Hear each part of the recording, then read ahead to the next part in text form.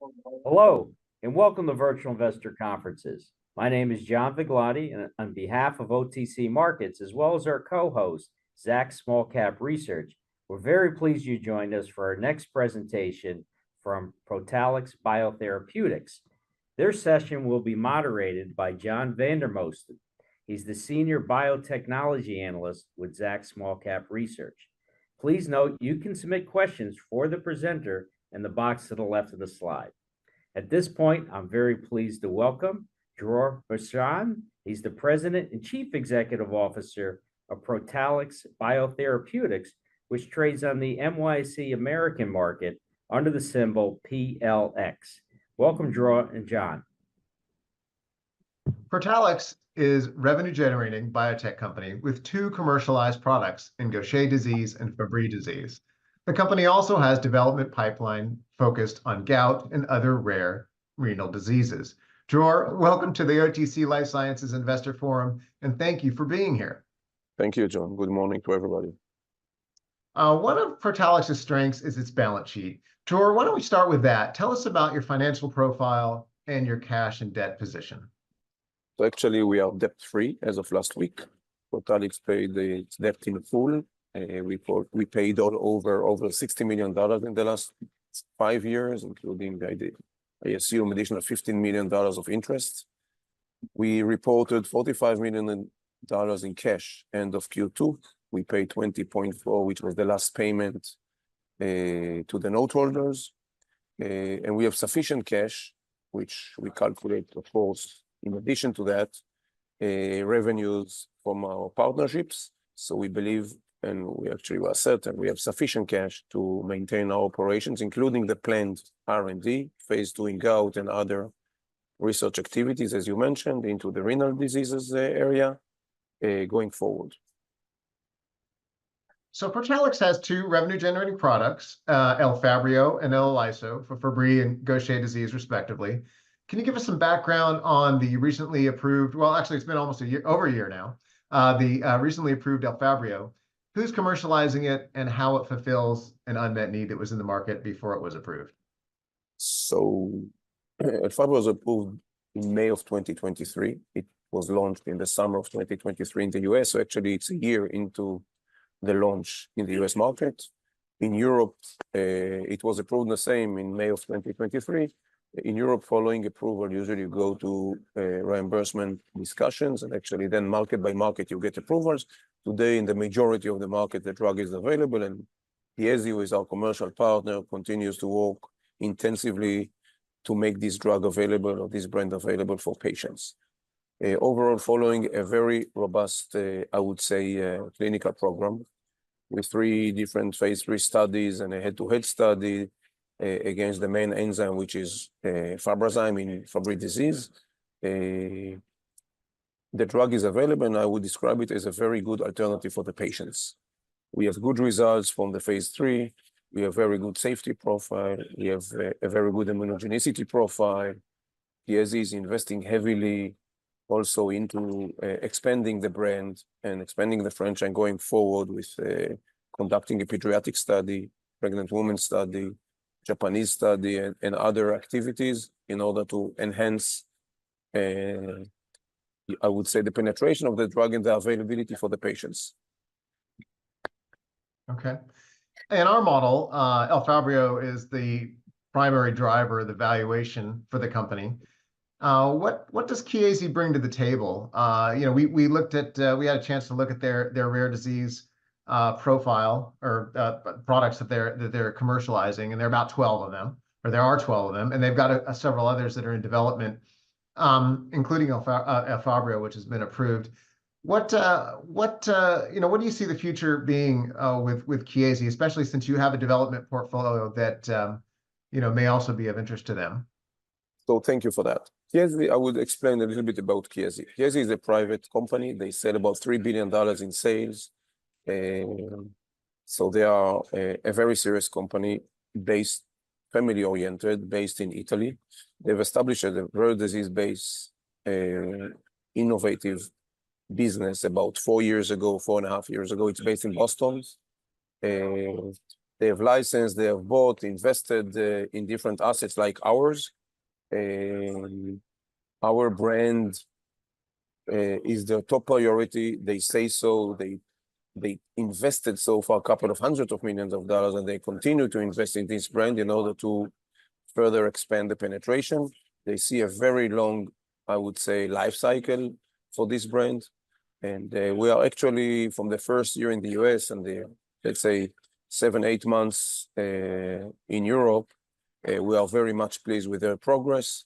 We are in daily touch with them, in close relationship, and we are pleased so far. So you mentioned earlier that Elfabrio has been approved in the EU and the United States. You also mentioned Japan. I think you said that there's a study going on there. So I guess that's kind of on track to be approved in the future as well. And I think I even saw in the news recently that it had been cleared in Scotland. Where are some of the other areas where Elfabrio has been approved, and how do you see that that effort to continue that global spread of Elfabrio being available and approved for patients with Fabry? You know, Chiesi operates globally for sales and medical, invest heavily in medical. It goes hand in hand that as they expand geographically and expand, I would say, the label, it will leverage the overall outcome. So you are working on a development portfolio now. Your focus internally has shifted to PRX 115, which is for gout. And still thinking about Chiesi, might they be a good partner for some of the other development candidates that you're working on, such as the one in gout or some of the others that you have? So they might be. It depends on their focus, of course. As I mentioned, we are in good relationship. They do a very, I would say the following. They give our Elfabrio, at least, a very high priority. It's not like a big pharma company that things are changing from, different strategies every couple of years. For the future renal indications, for sure. For gout, right now, this is not their, I would say, focus. It may change in a couple of years. We first need to finish our phase 2 in gout, which will take 2.5 years from today. But Chiesi is certainly a potential, I would say, partner and a preferred one. I'm not saying it just to make a V on a checkbox. We are pleased with what they do. Right. Yeah. I mean, I get the sense from, our calls, our quarterly conference calls, that your relationship with them is pretty strong, and it works well. Since you were focused on gout for there, I thought we'd talk about that a little bit more. PRX 115. Right now, you are working on a phase 1 trial, and if I remember correctly, you've completed 7 of 8 cohorts so far working on that. Gout is a large disease. It's not a top one, but I think there are about 14 million, and correct me if I'm wrong, I think there are about 14 million individuals in the United States with the disease. And right now, Krystexxa is the dominant product in the market. So let me ask you about PRX 115 and how it can address some of the shortcomings that exist in the standard of care right now. And I think some of the side effects that are observed are maybe allergic reactions or limited efficacy in the current standard of care. So if you don't mind, I'll just explain about the gout. Indeed, there are about 14 million people only in the US. However, gout is mainly treated by allopurinol alike, which is, it's a generic drug. It's pretty cheap overall. And actually, for the lighter patients or the beginners or the patients who are not getting to the severe stage and refractory stage, it's good enough. They can take it, if they take it in a disciplined way, they don't get to those, I would say, to the severe stage. Actually, gout, uric acid is being accumulated in the different tissues. And actually, if you do not take care of it, you get all kinds on the severe stage, like I would say crystal urate in the joints and other tissues. I will give an example to the extent that actually patients cannot even shake hands, to that extent. So it really hurts your significantly the quality of life. Krystexxa is approved for the severe stage or refractory gout stage. They do very nicely here in the US. They sell over $1 billion a year. they inject into an infusion an enzyme. It's a uricase. Uricase does not exist in our body, so it's done in a clinic and a hospital. And actually they do a very good job treating those specific or this specific segment. It's not the overall, of course, gout indication, and still there is a pretty big opportunity. I would add that Sobi submitted the BLA, I believe, in June of this year, a couple of months ago, again for the same indication with another enzyme. We believe we have to be modest, of course. We are running our phase 1 study, and in November, we will publish the top line results of the whole study with 8 cohorts. However, from the first 7 cohorts, we came out very encouraged. This is why we extended an additional cohort. And we think we have a potential, I would say, again, a very good alternative, meaning lower frequency of dosing or infusion. And we hope also good immunogenicity safety profile. This, of course, yet to be seen. We have to remember phase 1 is a single dose. If indeed, as we expect, the cohort number 8 will continue the trend of the first 7 and will be an overall very encouraging results. And in addition, we will get a green light from the FDA following, we have submitted the pre-IND package. First patient in is planned for mid next year. We have already initiated, the activities to properly, I would say, execute it. This is it. So you were just alluding to the phase 2 that you plan to start next year. What does the timing look like for that? I mean, it sounds like phase 1's coming along pretty well. I think you said November you're going to have results from that, which sets you up for a phase 2 next year in 2025. Correct. When might that trial be complete, and how do you think it would be designed? We see right now that first patient in will be mid next year. And we expect, I would say, top line results from the overall study in Q1 of 2027 right now. Okay. Really depends on the pace of enrollment, etc. So whatever we have incorporated into our plan model, this is where we see it right now. It's a multiple dose study, of course. Once we get the green light from the FDA, unless there are any major hurdles, we will move imminently to this phase 2. Very quickly. And yes. Are there any expedited pathways available for gout or PRX 115? If you have a successful, I guess what I'm thinking, if you have a successful phase 2, is there a way you might get to the market, soon after 2027, or do you think you'll have to go to a phase 3? This we have to be realistic. I think this is not in our plan right now. Let's put it this way. Okay. There's always hope. No, it's okay, but we have to be. I don't want to put expectations or to be unrealistic. This is not our way. But we truly believe, by the way, again, if we would have seen that our frequency is once in 2 weeks like Krystexxa, we would not continue further. Okay, let's be clear. So we see right now it has to be, of course, validated in phase 2, a way lower frequency of dosing or infusion, plus hopefully a good immunogenicity profile, and time will tell. The drug works for sure. To what extent it's much better, or with, I would say, an improved TPP, let's wait a bit. Yeah, and actually that just makes me think, about Elfabrio as well. That has a lot longer action compared to the standard of care prior to Elfabrio's improvement as well. So it sounds like that's a recurring theme in your products. And actually, to look at your platform, which generates these products, it's the Protalix platform. It's pretty interesting because it is a plant-based expression platform. Most of the other expression platforms are used are like CHO, which is Chinese hamster ovary, or E. coli, or a number of other ones. But plant expression systems, I think you have the only one, and maybe you can correct me if I'm wrong, but maybe spend a little time telling us about your Protalix platform, how it works, and how it's different, how it's differentiated, I guess, from some of the other platforms that are more widely used. So actually, as far as we know, at least, this is the only system that can express complex human proteins, I mean, with glycosylation, through plant cells in suspension, okay? We have now 2 drugs approved that were expressed through this system, and the third one is the 115. There were other attempts, not all of them, of course, were successful. This system can express, in principle, any type of proteins.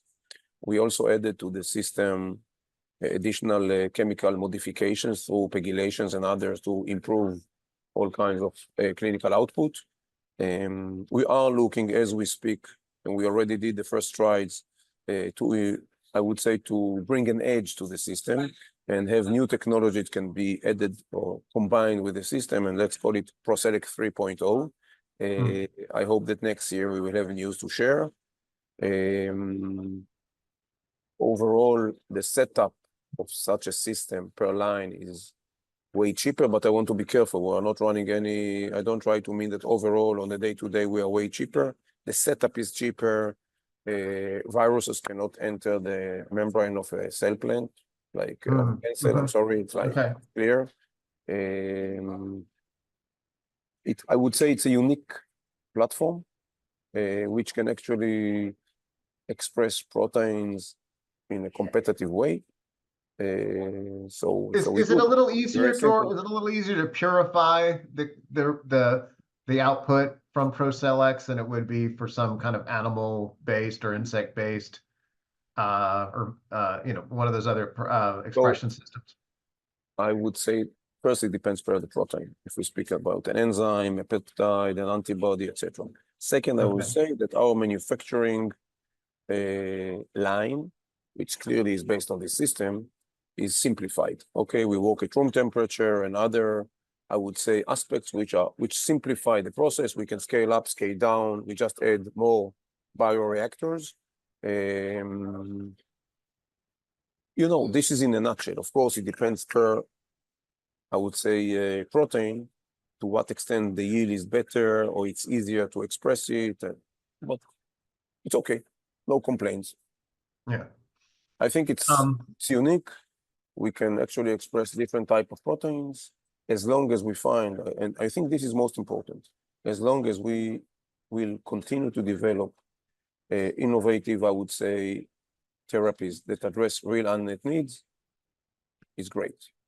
Going forward, we will continue to use the system. It's not, I don't think everything will be through the system because, when we go into those very specific renal indications we have identified, it could be that we put our hands or license or collaborate on molecules which are, I would say, already advanced. To go back 2-3 years, it's not so smart. Or, it's done with a company which has a different system. But if we go again 2-3 years down the road, I would assume not only we'll have the outcomes of the phase 2 in gout, but we will have, I don't know, for the sake of our discussion, about 6 programs, give or take, I hope, 4 to 6 programs active, innovative one within these specific indications that address real unmet needs on the market. And this is a way, I would say, to go up the ladder of evolving the company and bring it to a more significant position. And of course, don't forget, Chiesi is an important part here, or Elfabrio has an important part because we truly believe Chiesi is doing well so far. We have all the reason to assume they will continue to do well on the market. So as we publish, let's say the 20-25%, we say 15 to 20, it doesn't matter. Let's say 20% of the market is very much feasible in our eyes. We see a high probability for that. It should be a very important financial tool for Protalix to evolve into a more significant platform. So you mentioned renal rare disease as your new focus area, or maybe a refined focus area. What does that mean? What are some of the indications that we might see emerge out of that focus? And why did you choose that area? Okay, thank you. During the development of the Fabry program, which was probably about 10 years, the measurements in Fabry mainly are renal ones. So actually we got acquainted and got on the learning curve of the knowledge, of course, we have let's say, treating physicians in nephrologists, in renal area, plus, of course, basic research experts. So we think we got a lot of knowledge and understanding, of course, bringing the drug to the end. We, in the last, I would say, even 6 quarters, we worked heavily or intensively to fine-tune our pathway forward. We looked where we think we are strong, what are, let's say, disadvantages. We have to remember we are a small company. We have to stay modest. We cannot just go all over the place. We had and have and still have a pretty wide chain of experts. And together, under certain criteria we agreed upon, we decided we need to focus into the renal area. And within the renal area, we have identified several indications like ADPKD, like Alport, and others. But it's a handful of renal indications. And we already took it into actions. We have, I would say, multiple opportunities. Again, early stage, we have to be careful not to risk the company. I'm speaking in addition to the gout. So we are focusing, I would say, between discovery to phase 1 opportunities right now. We see very interesting, I would say, innovative technologies or ideas or molecules. And we are in discussions, and I hope indeed that, the first program will be, in the pipeline sooner than later. So when we look at PLX115, just to add, John, if I may, so if we take it, let's say 3-4 years down the road, licensing, developing, collaborating on multiple programs within, let's say 2, 3, 4 indications, I think we will be a small center of excellence within these indications because there will be a lot of focus. I hope, of course, some of them will be successful, some of them will not. This is life.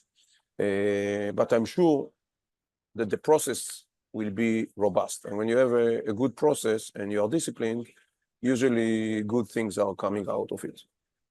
Certainly. And when we look at PRX115 and the rest of your development portfolio and think about R&D spending, I would assume that the vast majority of your R&D spending right now and probably for the next year, next 12 months would probably be on PRX115. But what is that breakdown for R&D? Let's divide it into 2. Labor-wise, most of our labor expense is actually on the research, on the R. From a clinical perspective, of course, paying for a CRO to conduct a phase 2 study, plus other labs and providers, it's dozens of millions of dollars. There's no secret. So the next 2 years will be heavier on this one. Also, please remember that investing in and focusing into discovery/preclinical is usually not big amounts. Again, once we will find something very interesting, we will invest more. Okay. There is no, we will not cut any corners. This is very much important to explain. Okay. Do you see funding this out of your revenues? Yes. From your so under the current plan with the phase 2 in gout and the research efforts right now, under our plan, including the expected revenues from Chiesi, Pfizer, what we do in Brazil, we do not plan to raise money. We don't see a need for that. Look, if there will be an opportunity that we need more, we will not risk the company. We cannot risk the stability of Protalix. We have achieved it after many efforts, if I may say. But currently, as we see it in the next 2 years, under the current plans, and they can change, but under the current plan for the phase 2 and the R&D, we can finance ourselves, which is a pretty good position for a small company. Yeah, it's great to be able to fund it out of your operations. I meant to ask you earlier about the Protalix platform and your manufacturing facilities. Now, as I understand it, you have your own single manufacturing facility. Yes. Where you produce everything. You answered that question. We do the drug substance, the drug product, or the fill and finish, which actually it's a sterile process where we bottle to some extent into the vials. The biological API is done for Elizo, it's done in Pfizer, and for Elfabrio, it's done at Chiesi. Okay. But this is actually I would say, I do not underestimate, don't get you wrong, but this is the last step. Actually, it's actually bottling it into vials.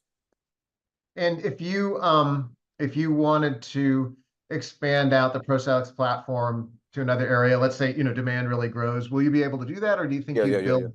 So I will explain it into two.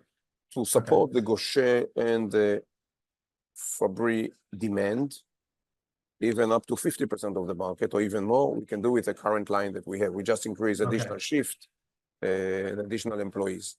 Clearly, if indeed, I would say we will have, and by the way, including the gout, okay? It could be that we will establish another drug substance, just as, mitigation of risk, but not because of any capacity constraints. So we can support today the market with almost unlimited quantity. It's true that and it makes sense, of course, for additional drugs, we will have to establish a new facility or a new line. This is okay. Okay, very good. Well, let's But hope I hope these problems will come sooner than later. First, I hope they will mature, and then that will be sooner than later. That would be great. Yes. I think we only have a couple minutes left, so I wanted to end on a question about the recent investor day that you had. I think it was about a month ago, or maybe a little bit less. You had, I think, Dr. Leonard and Dr. Schlesinger, who gave a very good presentation about the background on gout, and then also what you've accomplished so far in the phase 1. Can you highlight some of the main takeaways that people should have from that event? So I think let's focus in. It's two main subjects. One is the Fabry one, that we think we brought a very good alternative to the market, and slowly but surely, Chiesi will penetrate.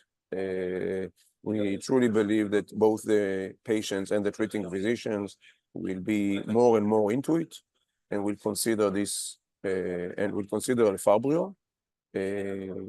Also for naive patients, I mean new patients. Chiesi puts a lot of effort into it, medical and other resources, so it seems that it's on the right direction. I'm sure it's here to stay for many years. On the gout, we actually educate, maybe sound a bit arrogant, but we explained about the gout industry. We explained the merits of our program and the preliminary result from the first 7 cohorts that are very much encouraging. So we truly hope to open positively cohort number 8 and move on into phase 2. Great. Well, Dror, thank you for joining us here at the OTC Life Sciences Investor Forum. And just for everyone listening, don't forget that the ticker symbol for Protalix BioTherapeutics is PLX. Thank you, John, and thank you very